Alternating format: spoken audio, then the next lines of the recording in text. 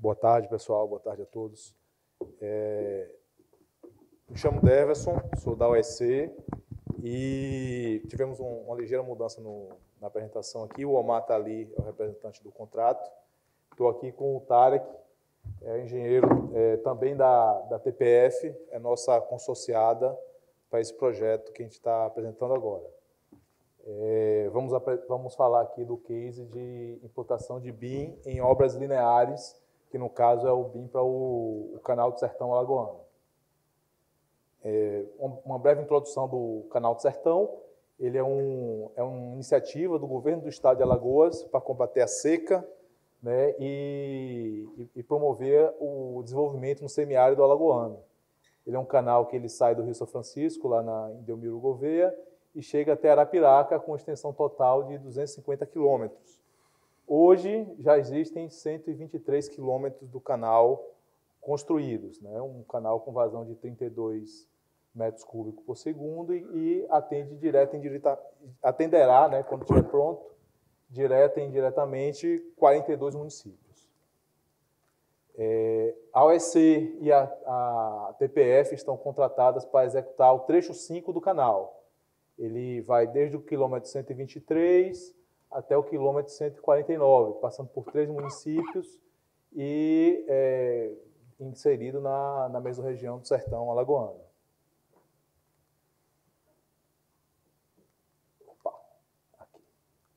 Um pouco das características do trecho 5 do canal. Ele tem 22 quilômetros em canais trapezoidais, que é esse tipo de canal aqui no fundo. 4 pontes canal, que são esses aquedutos que são construídos para transpor vales, né? 3 estruturas de controles, que são comportas, um sifão invertido, um túnel com 1,5 km e 2 travessias sobre rodovia. E uma característica desse contrato é que a aplicação do BIM é uma exigência do governo do estado, né? Uma exigência do nosso cliente. E isso a gente entende como um fator facilitador, talvez até preponderante para o sucesso do BIM no empreendimento pelo consórcio construtor, consórcio projetista e construtor. Uma consciência do cliente quanto à necessidade e à importância do BIM. Isso facilita muito o processo de inovação, facilita muito o processo de implantação das novas ferramentas de construção. Inicialmente, para a gente, logo quando assina o contrato, as ordens de serviço, a gente elabora um plano de execução BIM, né, que vem desde a elaboração da EAP detalhada do empreendimento, baseada nos documentos do edital, e passando aí pela definição do plano de produção, o nível de informação necessária, tecnologias, modelo foderado, o fluxo de produção e o fluxo de comunicação. Somente a partir dessa definição, a gente inicia a elaboração colaborativa dos projetos e o proveito, em definitivo, da ferramenta BIM, que são muitos, né, desde elaboração de quantitativos, acompanhamento de planejamento, visualização de modelos. E aí o Tarek, da TPF, ele vai explicar um pouco mais aqui do desafio dessas fases aqui de implantação do BIM no canal. Como é que funciona aqui?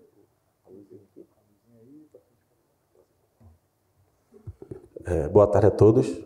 Me chamo Tarek, sou gerente de projetos na TPF Engenharia e vou apresentar agora um pouquinho da nossa metodologia, né? A gente pensou algumas coisas. Começando aqui pelo plano de produção do produto. Vamos dizer assim, essa nomenclatura de plano de produção do produto vem de uma linguagem já gerencial da própria TPF, né? Que a gente segue sempre nossos planos de qualidade e o plano de qualidade 06, ele tem, então, um dos itens mais importantes como plano de produção do produto. Basicamente, para a gente conseguir dar sequência na metodologia BIM, a gente passa por essas caixinhas aqui. Então, por exemplo, a gente começa elaborando o template para cada disciplina de projeto, certo? Aqui em cima, depois de todos os templates prontos, a gente começa a fazer a parte de geometria das infraestruturas. Isso aqui já é a equipe de canais. que é a disciplina mais importante. Então, começamos com essa geometria, depois vem um pessoal de topografia em paralelo, concluindo toda a parte do terreno 3D, né? E aí a gente vai seguindo com a ferramenta dentro do Civil 3D, da Autodesk, que é a ferramenta de Data Shortcut, que ela permite que a gente trabalhe de forma colaborativa com arquivos de topografia, com superfícies, com sólidos de corredores. E, por exemplo, toda uma equipe consegue estar trabalhando sempre com os arquivos mais atuais, só pelo fato de a gente estar trabalhando com Data Shortcut. Se alguém que está trabalhando com a drenagem receber uma notificação dentro do Civil 3D de que a superfície dele está desatualizada, ele clica num simples botão, sincroniza, né, e aí ele passa a trabalhar com os dados mais atuais. Então, a gente segue com a elaboração dos subassemblies customizados, certo? Deles, a gente vem para os corredores dos canais, e aí, então, a gente tem a topografia 3D e os corredores dos canais como a base do projeto, todos eles disponibilizados como Data Shortcut. Então, vem a parte de elaboração dos arquivos autorais de disciplinas diversas que são acessórias à disciplina de canal. Drenagem, viário, elétrica, hidromecânica, terraplenagem e outras obras civis. Tá? Aqui é para mostrar um pouquinho do que é a complexidade dessa parte de modelagem de canais de adução, né, porque a depender da forma como ele vai ser controlado, o regime de operação dele, você tem geometrias distintas previstas para o canal. Essa aqui é a linha de fundo do canal e essa aqui é a linha da berma. Então, por exemplo, um canal controlado por montante, ele tem geralmente uma geometria mais simples de modelar. Ele tem um fundo inclinado e a berma inclinada. Quando a gente tem um canal como o do Sertão Alagoano, controlado ao meio trecho, como a gente chama, que é o sistema bival, a gente tem então um fundo inclinado e a berma é inclinada na região de montante e ela é plana na região de jusante para permitir esse tipo de controle. Esse é o sistema que dá o menor custo de implantação, certo?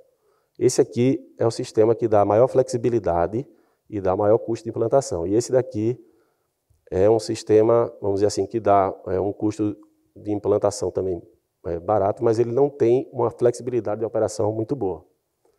Então, e para a gente poder fazer vez a todas essas variações, né, a gente usou uma ferramenta chamada Subassembly Composer, que está dentro do AutoCAD Civil 3D. Tá?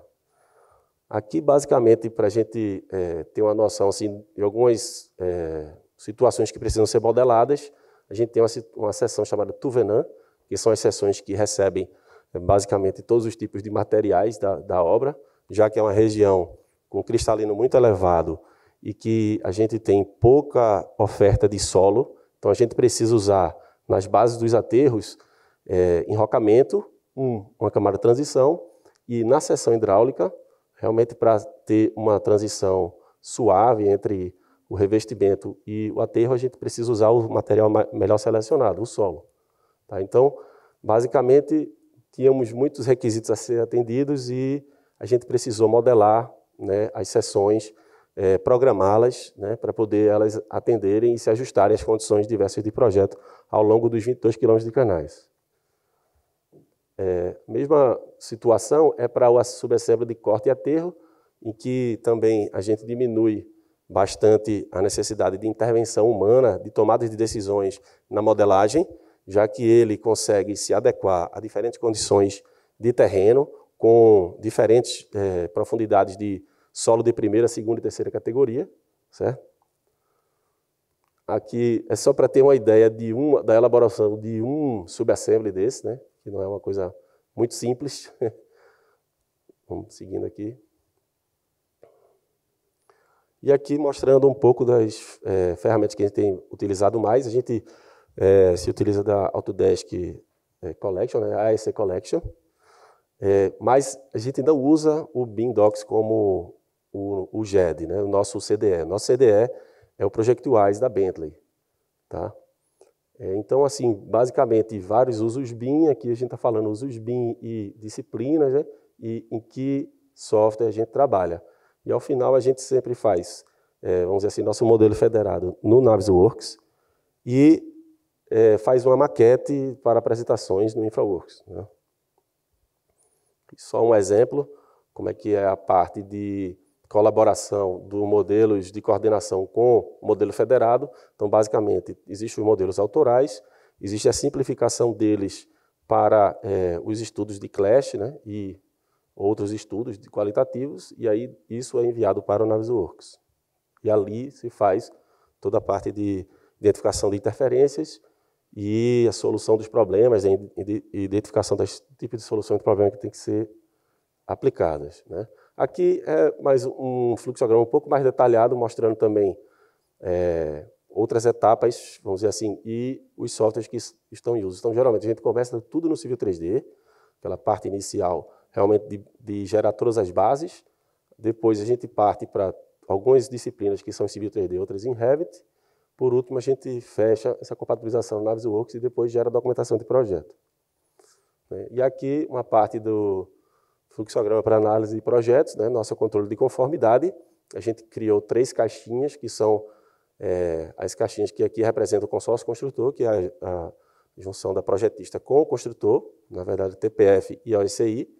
Aqui temos o consórcio gerenciador e, por último, o nosso cliente final, que é essa infra de Alagoas. Então, a gente tem etapas internas de análise, graças ao Projectwise, a ferramenta de Deliverables Management deles.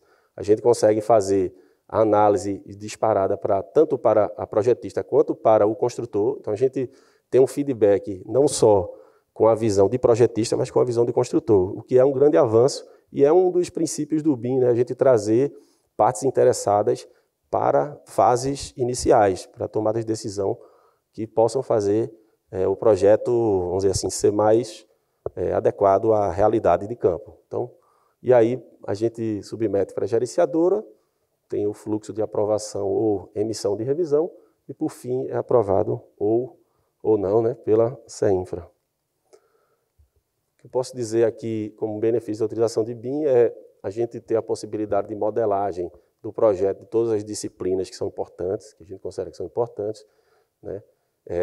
Conseguir essa coordenação 3D através do Navisworks, a compatibilização dos projetos, identificação de conflitos, validação qualitativa do modelo, extração de quantitativos, planejamento 4D e automação na geração de documentação técnica.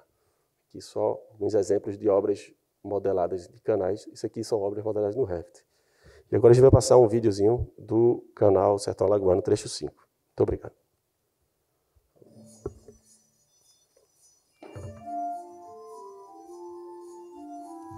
Esse é um modelo feito em InfraWorks, tá certo?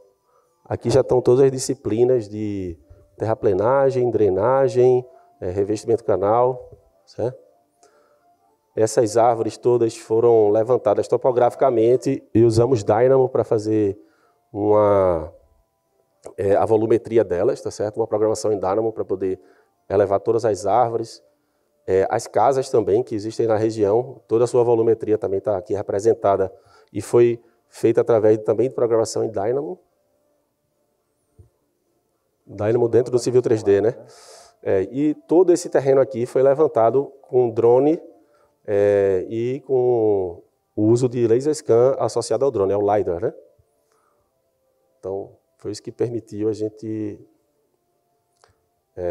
trabalhar e fazer esse modelo. Aqui tem os postes também, então tudo está cadastrado. E aqui a gente vai ver a parte de simulação da execução, né, feita no Navisworks. Vamos dizer assim, o que chamam de BIM 4D, mas para a gente, hoje em dia, a gente fala mais o uso de simulação, né? É um uso BIM, a simulação. Aqui o cronograma da obra, né? Aqui o cronograma da obra acontecendo e a modelagem acontecendo, a terraplenagem é mais avançada e vem vindo toda a parte de revestimento de canais. E primeiro também já aconteceu a execução dos bueiros, etc., para poder depois ser feita a execução dos aterros, enfim. E aqui você vê só um exemplo aí vamos dizer assim, do 4D, tá? Dentro do canal do Sertão Alagoano, trecho 5.